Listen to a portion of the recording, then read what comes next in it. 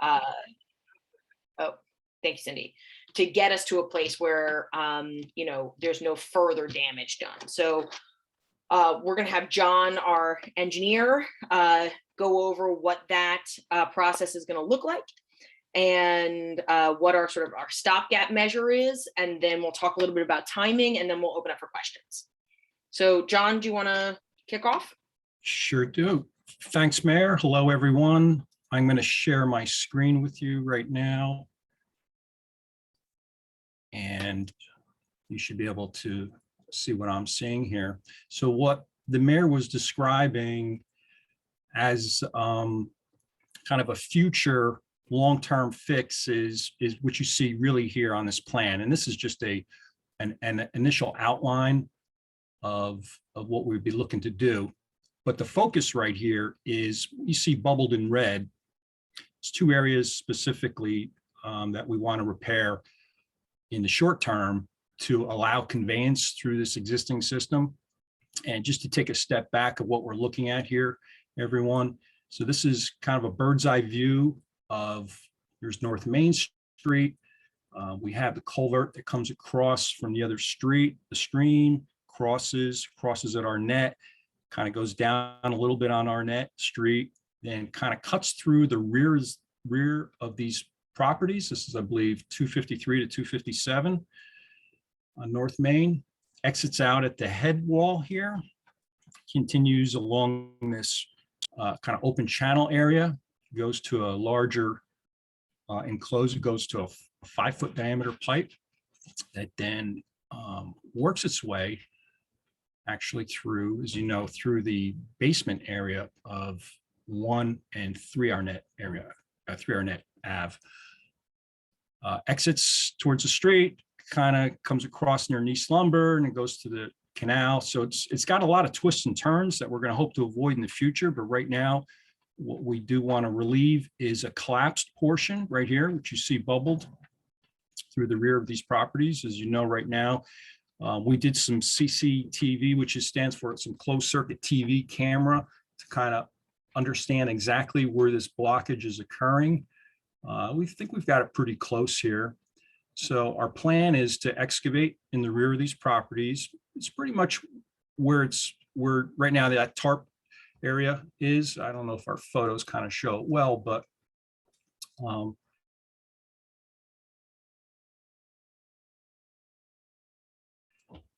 back in this general area, right? We're going to excavate. We're going to find this blockage. Right now, the plan is to reinstate twin 30-inch pipes, connect it. We'd have essentially like a concreted connection to the existing culvert pipe. Again, this is just temporary to allow conveyance and get that pipe to get to a sound section, which is closer to this head wall outlet. Then we would then backfill and restore this area. We don't believe this will impact any of kind of the patio areas. We're hoping, at least. We're looking to keep this, really isolated to where it is already kind of eroded down. But that's the plan for this side. And then for the other side, a lot different scenario here. Now we're inside this home, and this photo is kind of hard to see, but what you see here is the broken section of pipe within this basement. And the plan is really to reinstate it like it was before, right? There was an arched kind of covering over this in that basement area that will kind of happen. We envision this contractor working basically from the outside. He would have work through the opening in the window well here, and he would shoot down concrete. He would form this out around this opening, this open channel, if you want to call it, through the basement, and stabilize this with kind of a replaced arch system, arched concrete, kind of exactly what you had before. But for the time being, that is how we're going to address this. Once that's completed, contractor obviously clean up, remove the pieces that are in the basement already. Just of one note, there's a column on is holding up, the first floor area. I think that already may have been brought to the attention of the property owner, but that's going to need to be relocated in advance of this work so they can get in and do this without that column support. Should be off to the side of this pipe area. And I hope I described that.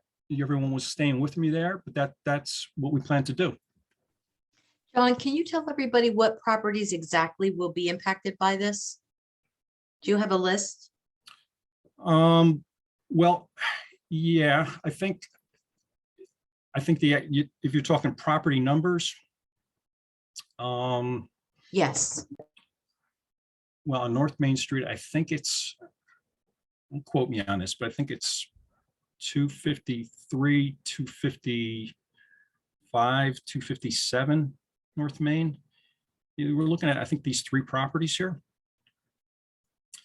And again, I'm talking about the rear of these properties, nothing on the side that fronts North Main Street. This would be working in the rear and also be working within, the parking lot area as well. So,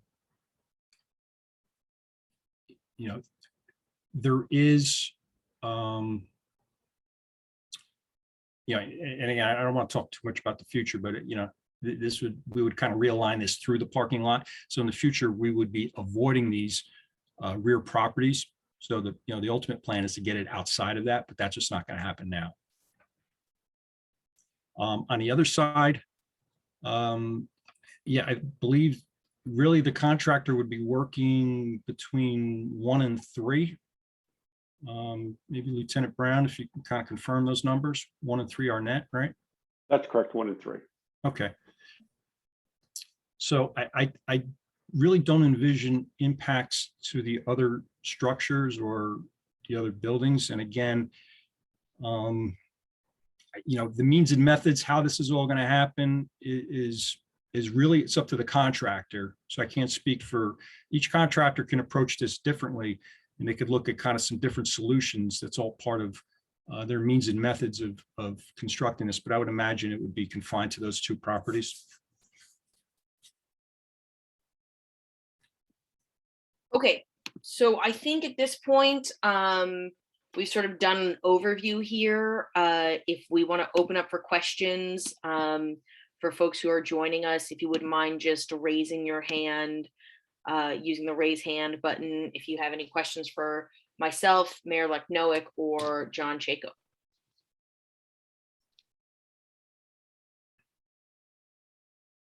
While we're waiting on that, I will just say here, we are already in the process of going through the RFP, or the request for proposals, for these contractors. So hopefully we'll be able to appoint relatively quickly, and then begin work within the next 6 to 8 weeks, as long as we can sort of stay on an aggressive timeline here. Are there any questions from folks who are joining us tonight? So if you don't know how to raise your hand, at the very bottom of the screen, you'll see a raise hand feature. If you click on that, you'll raise your hand, and then we can go ahead and allow you to talk. All right, well, here we go. Here we go. Okay, Gail, you'll have to unmute yourself and then go ahead and state your name and address for the record and ask your question or make your comment. Okay, this is Gail Carabine and Michael Schultz at 255 North Main Street. And what was your question? All right, the way that I've been watching the erosion taking place after the initial wipeout collapse is it seems to be following the existing channel, and it's slowly growing both east, I would say north and south of where the major collapse is right now. There's a tree right there, a large pine tree. Our steps are collapsing in as we speak. And you can see that they've been undermined after the fact. So there's still erosion taking place. Do you really have any, what is your proximity where you actually think the break is that's causing this further erosion? Yeah, thanks for your question. I think we have this at about like 30 feet in or so from this head wall. Somewhere in that general vicinity. Yeah, Now, part of the problem that's happening, now you have this kind of depressed area, it's kind of forming its own low points. All the water now and the rain wants to, kind of exasperate that area, right? It's all kind of finding the lowest source now. And, what you described is pretty spot on, because I think, there's still some water that's conveying itself through here, underneath. And that's, it's still, there's water still coming out at the culvert, right? You know that water is still getting through somewhere, so. But it's John, did you also want to running share your outside the screen culvert. again? Did you want to share your screen again? So we can see how your answer is? Yeah, oh, I'm sorry, I thought I had the screen on there. Yeah, so water is still getting through there. Water's still traveling through, and I can say though, once this, the pipe system, the proposed, kind of conveyance system is in place, this would all be backfilled, stabilized, and regraded, so water wouldn't be, back to where it was prior, or at least to a grade where it won't cause any further damage. So water would run off from your property the way it should and not accumulate here. Right, so you don't think there'll be at some point further upstream that you don't think there's a breach in the pipe and the pipe's just, and the water is currently flowing outside the pipe in the other spot, causing further deterioration of, so I mean, if you just replace that one area and there's still water outside the pipe because of another break, I mean, there's a history of 5 different times that I know of where this whole culvert system has collapsed. Yeah. So, I mean, are you absolutely sure that there's nothing happening further upstream? well, I think it's, No, actually, I'm not. So, yeah, there's a little bit of an investigation that's going to have to happen here. We recorded, kind of from the downstream side from that head wall, where it's coming out is where we ran the camera in. We're able to see kind of where it stops and where all the issues were happening. We also know, on this area on the street, appears to be okay where it makes the bend. The fact that nothing's happening further upstream, I tend to think you're kind of isolated in this area. But Right, there will be a bit of an investigation, once a contractor, excavates here and we get to the problem, we're going to take it back reasonably as far as we can. Where we think we've removed this blockage and can reinstate a pipe system. So okay. it's a bit of an investigation right now. And that's kind of built into this exercise. Great, thank you. thanks. You're welcome. Thanks. Okay, so you need to stop sharing your screen so we can see if anybody else has their hand up. Any other questions from community members here? Mr. McCann, please unmute yourself, state your name and address for the record, and then ask your question or comment. Yeah, hi, Michael McCann, 199 North Union. I am the contractor who had initially been involved with both Jack at number 1 and Bill LaRue at number 3. My question is more long-term. I know the fix that's now being proposed will take care of the culvert temporarily. Just curious if there is any idea what sort of timeline we would have for a more permanent fix, because there are still some structural concerns. The dividing wall between those two properties is really just a single course of bricks that sits just past where the fracture is first found in number 1. In my discussions with Ken Rogers, after I had built a temporary support wall there, he had said that eventually that entire brick wall is going to need to come down. I'm not going to be able to build anything there unless the culvert is eventually filled in. And again, I recognize that this is, we're discussing right now what we can do short term. I just wondered if there was anything long term so that I can advise both Bill or Jack, because there are going to be ongoing concerns about structural integrity of the home itself, even if they do patch that one small section that has blown out in the culvert. I don't know whether or not the money being set aside is simply to patch that hole, just fill it in. If any further structural support is going to be added to that section that remains So underneath that Mike, wall. let me, I'll sort of break in here and have this conversation. So, there's the way that the FEMA process works is it requires us to have already applied for both the early sort of temporary fixes and our long-term fixes.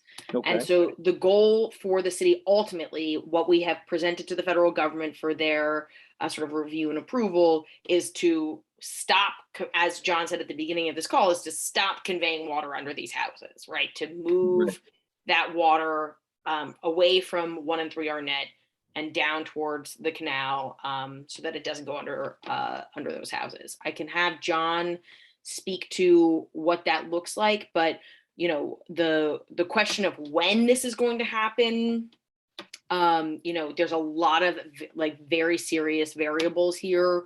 Right. One of which is, that this is one of our most expensive projects as a part of our IDA recovery. How we sort of time out our bonding to make sure that we address these problems for the long term in the next 18 months is going to be up to the mayor and council, as well as our bond attorneys. So the short answer is, sometime in the next 18 months, there will be work being done to try and address this conveyance issue. But giving you a solid date of when exactly that's going to be able to happen is, it would be a lie no matter what I told you. Oh, no, and I totally understand that. My concern is that I think, at least in the short term, I'm going to have to go back to the 2 homeowners and say, I have to provide some temporary structural relief for that damaged section, because the volume of water that came through blew out the section of the brick wall that divided the 2 basements. But it compromised the 2 other sections that still sort of remain standing. So I just need to be able to go to them and say, okay, at least initially, we're going to implement a set of temporary structures to keep everything supported in those 2 areas. And then so they have some understanding that it could be up to maybe even 2 years before I'm able to go in there and do any final work. I know that at the 2 homes directly across the street from Bill and Jack, Monique owns both of those homes, and I had seen the work that was involved in creating a new wall and central support for those structures. I imagine the same thing is going to have to be done to Bill and Jack. So as Yes. long as I can tell them it's not happening this year or within the next year, and I would assume that that's probably a I think reasonable. that's a safe bet. This is our most Right. complicated IDA relief project. It's also a very high priority for the city of Lambertville to address Sure. this, but also to address it properly. Right. The likelihood that we would be able to implement, the project proposal that we have brought to FEMA in the next year feels very low. And so, we're going to be doing this temporary work in the next, beginning that temporary work in the next 6 to 8 weeks. But I would say, yeah, if you're communicating with those homeowners, it may be more than a year before the long-term solution gets implemented here. Sure, and that's then fine. the rest of it, you're going to have to continue to just work with Ken and our construction team on what the appropriate next steps are. I don't think that that's the right conversation for this, because we've got Right. homeowners from this entire project scope on the call. No, understood. It was just specifically, I wanted to be able to tell them it's not happening soon. That's really, I want to be able to, I know for many of the people in town, everybody wants to just be back in everything, people want things now. And I certainly can't give it to them. None of the other contractors I know can.